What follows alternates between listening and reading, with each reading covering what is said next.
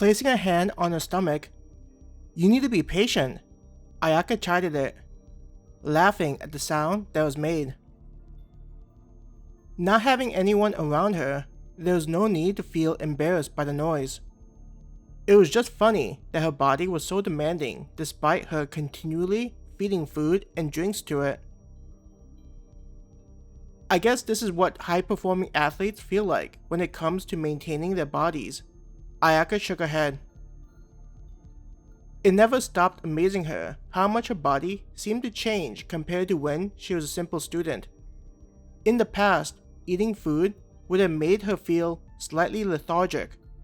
Now, when she consumed the nutrients contained inside the dishes, it invigorated her body. I wonder how much it has to do with the energy inside of the food and how much it's my active lifestyle, Ayaka wondered out loud. She knew classmates part of the baseball or track and field teams who would frequently eat while never seeming to gain any weight. Instead, their bodies increased in size from the added muscle. Even more, this was the case with those who practiced fighting techniques, either because their family owned a dojo or were a student at one. With her free hand, Ayaka clenched her fist. Putting more strength into the action, there was a sensation of power that wasn't there in the past. It was as if her body knew that if she were to throw a punch, such an action would be able to deal damage to whoever or whatever received it. I think I could probably knock out those who practiced fighting after classes were finished. Ayaka couldn't help but have the thought. Releasing the strength and opening her hand, she casually took a sip of the juice. Looking around, she continued to search for the dish.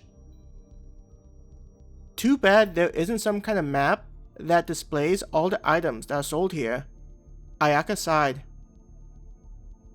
It was at that moment that Ayaka could smell the dish that Tanaka had eaten.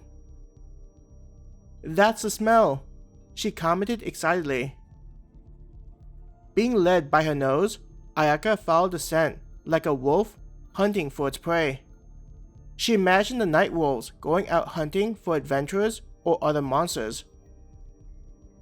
Picking up her pace from a casual walk, the stall that sold the item was soon in view. "Why did you make it so hard to find?" Ayaka complained to the robot that was patiently waiting for a customer to serve. Even though Ayaka had complained loudly, the robot didn't react to the frustration. It merely stood there waiting until an order was made. Taking a deep breath and letting the air out, Ayaka just moved to the stall. As with all the other stalls, the monitor displayed the menu. Checking out what was being displayed, she saw that it was just a dish and side dishes that could be selected. What was surprising was how the side dishes were offered at no extra charge. Tilting her head, she tried to remember if Tanaka had anything else aside from the bowl. Ayaka furrowed her brow. Maybe Tanaka didn't know that the side dishes were free. She raised an eyebrow in confusion. Not thinking too deeply, she went back to check out what was available. One of the side dishes was a yellow half circle.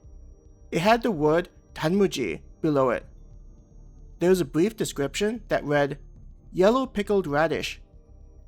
Recommended to be eaten with jjajangmyeon. Also recommended is kimchi." Seeing that it recommended another side dish in addition to the yellow radish, Ayaka checked it out.